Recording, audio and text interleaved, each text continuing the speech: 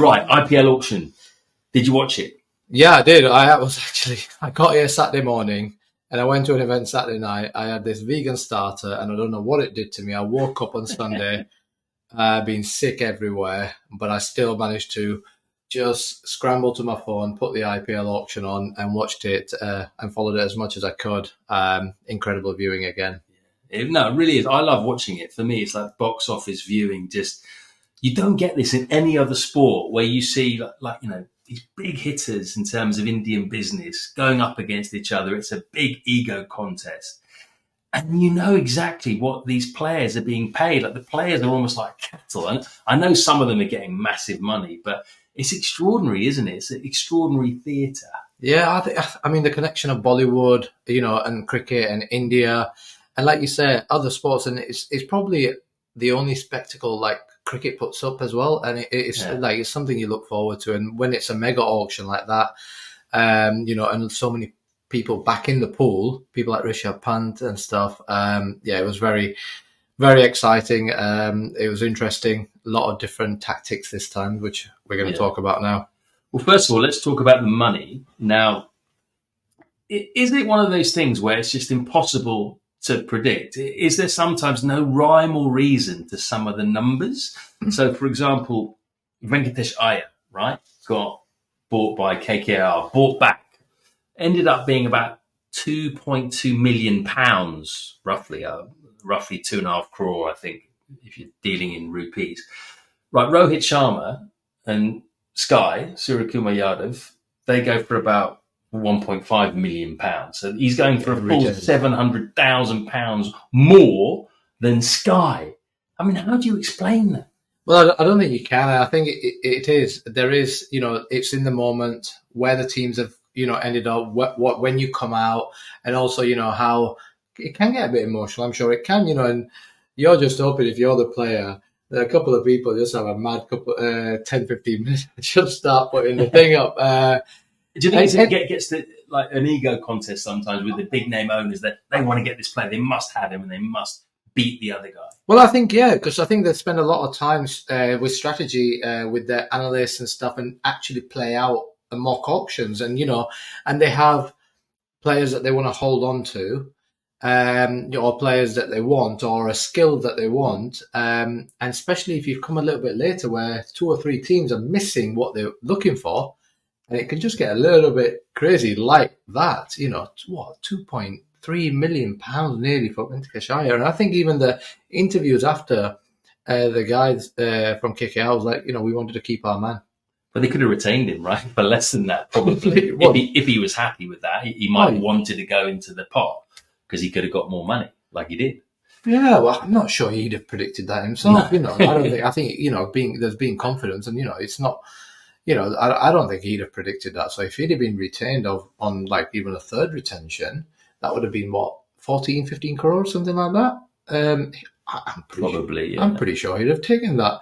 So yeah, good on you, boy. Yeah. Listen, can't. Good luck to Good luck to him. Comes with pressure. Of course, it does. It does. He's going to have to deliver now, isn't he? Looking at the overseas players, right? And a lot of overseas players, big name overseas players, didn't get picked up. Happens every year, but I thought this year even more so. And no one's really that surprised anymore when it happens. Looking at how some of the franchises stacked up, a lot of them seem to be going. They're not splashing the cash on overseas anymore. They're not getting 7 or 8 gun overseas. So like in the past, you could easily have, I don't know, a Trent Bolt or someone waiting in the wings, not playing week in, week out. Nowadays, it doesn't happen. They pick like 4 or 5 big players who they think are going to play every week, and then they go for 2 or 3 random cheap options. Like this guy, what's the name of the Kiwi guy? Bevan something. I've never heard of him, who got picked up last minute. You've got the young left arm seamer from South Africa, Mapaka, who played last year at the age of 17 out of nowhere for Mumbai Indians. He's back in this year at 18. There were Brevis, obviously, a couple of years ago. Those kind of picks. It seems like that they do that now, the franchises. They spend big on 4 or 5 players and they get a couple of randoms as backups, as promises for the future. I think this is the advantage of multi-franchise ownership. Teams like Mumbai Indians having a team in Dubai, having a team in South Africa, in America. What it allows them to do is, well, one, especially look at other talent that normally they wouldn't get to see, but also try people out. Look at people, look at their characters. So I think there's a bit more smartness through that, and I think IPL generally over the last few years, more and more every year, I've noticed that they've realised the value is in the Indian players, and then the overseas players. You've got to be the cream. You've got to be the really adding value and being that 11 for them to pay the big money, and the rest they don't want to waste. They don't want someone that they've spent 300, 400,000 pounds on that's just sat there because they've got six others that have been paid a lot more. Which which the league has grown over time and realised that their local players are the value. Yeah. No, that's the way it's gone. It was very much centred around the Indian players. I think the top few players were all Indian players in terms of the most expensive buys. The other thing I noticed was all-rounders. So all-rounders this year went for less per player, average price per player, than batters, bowlers and wicket keepers. Whereas in the past, it was the all-rounders that were getting the big bucks. We talked about riding cars for that reason, didn't we? Chris Morris, even Andrew Flintoff back in the day was the most expensive buy. Sam Curran more recently. Is this all down to the impact player? Has the impact player kind of killed the role, the value of the all-rounder? Maybe. Also, I'm pretty sure this will be very much data-driven.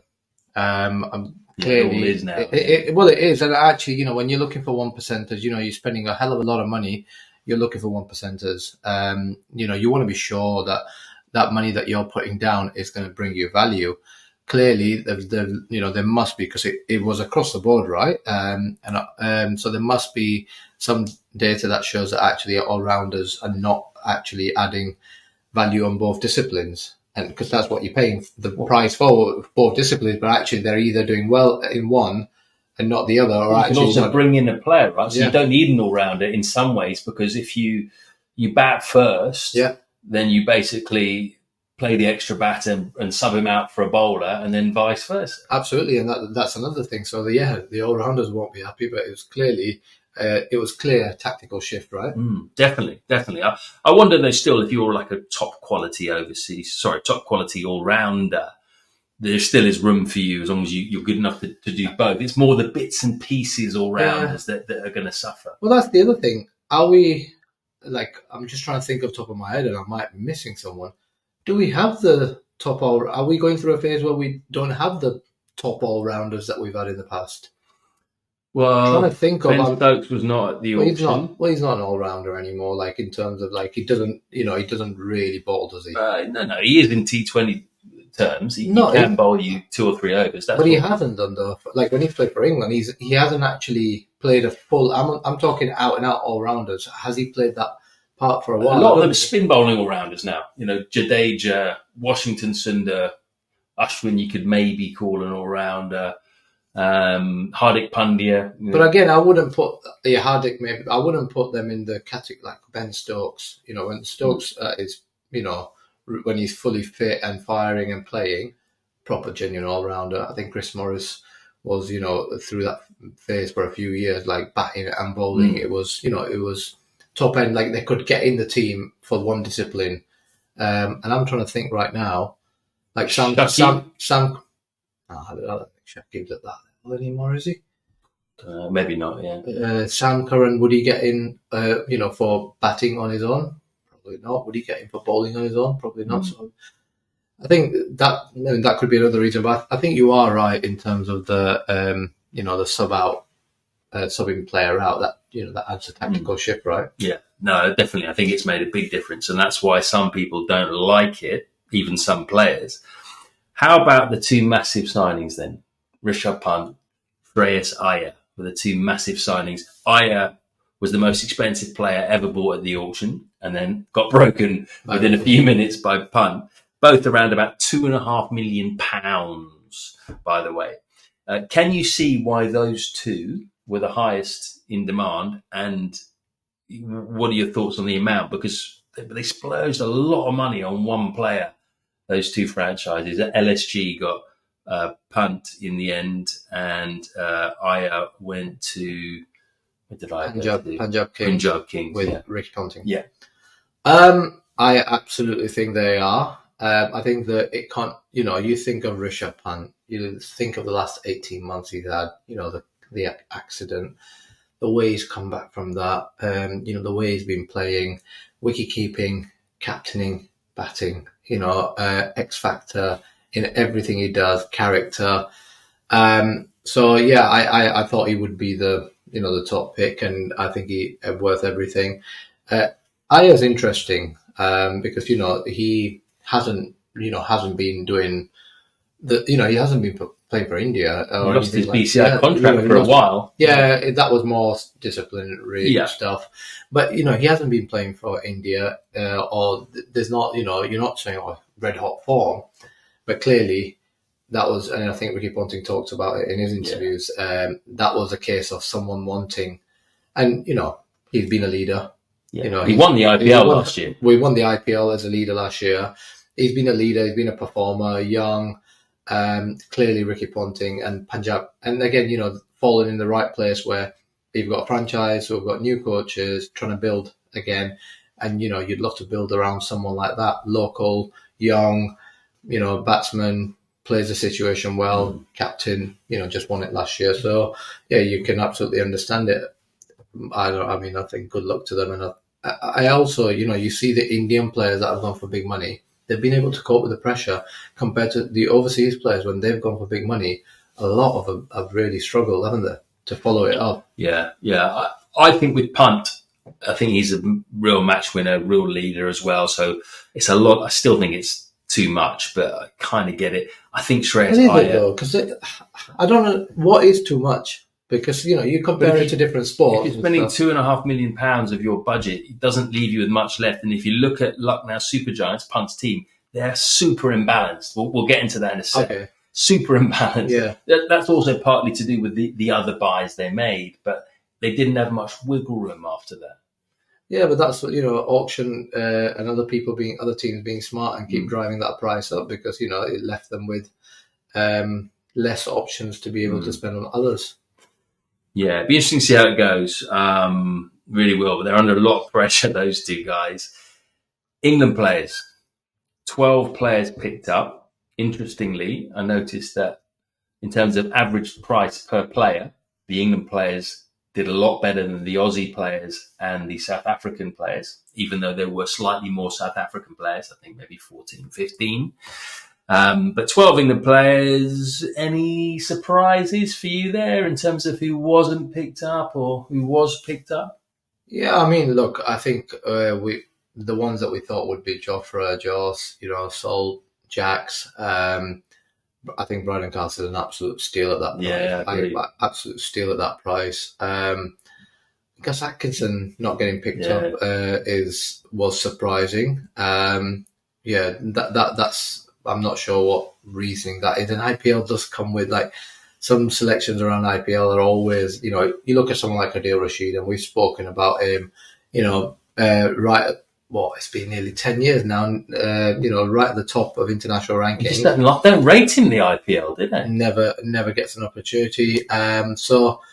Yeah, I think Gus Atkinson not getting picked up is the one that surprised me, but I think everyone else pretty much as we expected, I think. Yeah. Nice to see Jacob Bethel get the gig as well. Yeah, definitely. With Gus Atkinson, I wonder if he's suffering as a result of this new policy that we just talked about there, where they don't get guys in on 200, 300 grand, 2 crore, 3 crore, who are going to sit on the bench because they'd rather spend that. For example, they got like Lizard Williams, South African. I think he went for 75 lakh. Mapaka, those guys, they're going for Reece Topley, 75 lakh. He's worth way more than that, Reece. And he's probably feeling a bit undervalued right now, but I hope he goes out there and does well because he's a good player, Reece Topley, when he's fit. I just wonder if Gus Atkinson suffered from that because his base price was 2 crore, which is 200 grand. It's quite a lot at the end of the auction to spend when you can get two younger guys, for example. I'm really looking forward to Will Jacks and Phil Salt playing together, because not together rather, but both playing in the IPL.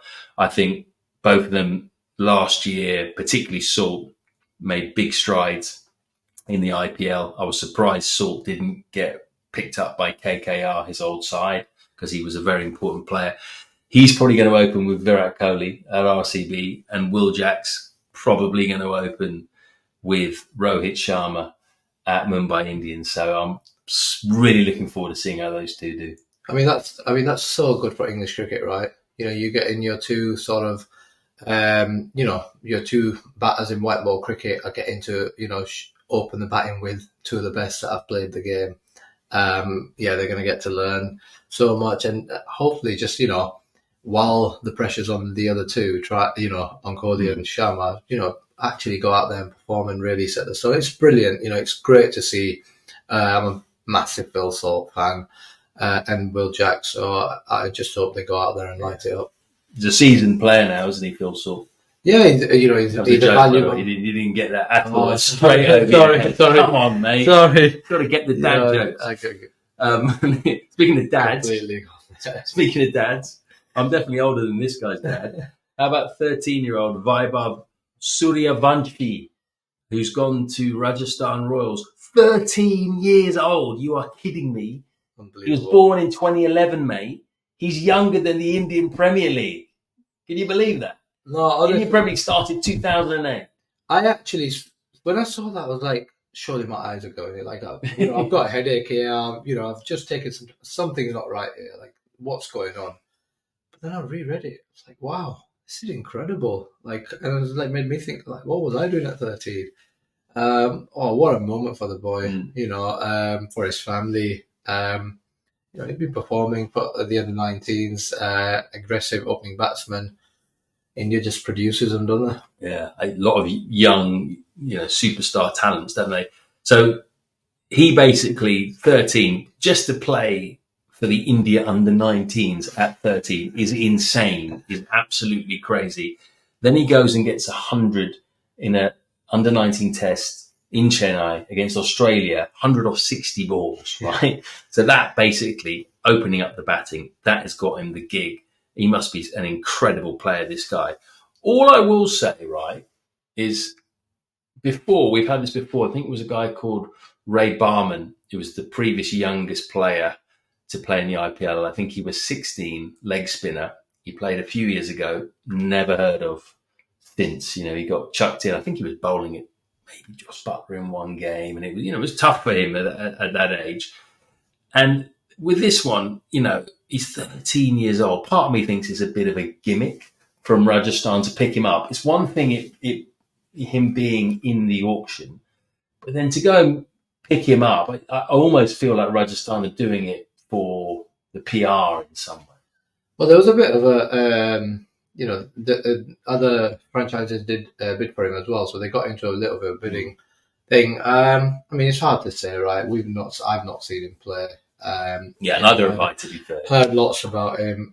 India has a 13, just feels too young, and I think I hope there's a duty of care here as well, and I hope it made sure. I think not just from a cricketing point of view, I think just as a kid, that he's looked after, because suddenly he's thrust into front of the world, and that's not going to be easy. We've seen. And we talk about the success stories, but you look at Prithvi Shaw, who has really struggled. Has really struggled last few years. Really struggled clearly. And he was. He played Test cricket and got hundreds, and he was seen as the next sort of carrying the that pipeline from Kohli, the next one, and Shubman Gill's come forward, Jai as well.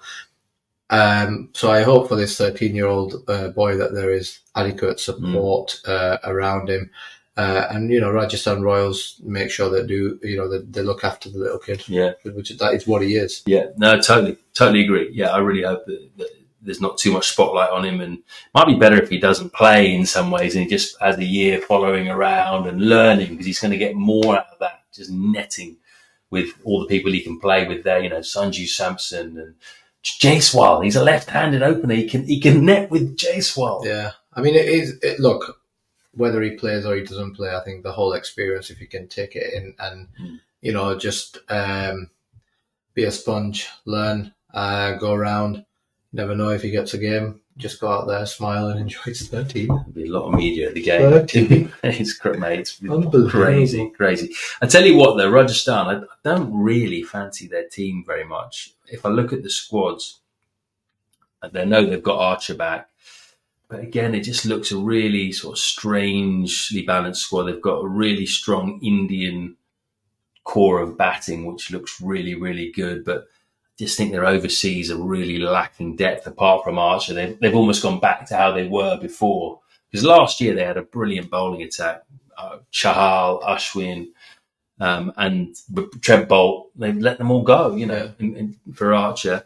I would say that the Sunrisers' first 11 looks scary again. Yeah, well, they're returning most of them. They got Ishan Kishan in at number 3, right? So you got Head, Abhishek, and Ishan Kishan. That is the most ridiculously aggressive top 3. And then you've got Klaassen coming in, and they've also still got a pretty strong bowling attack.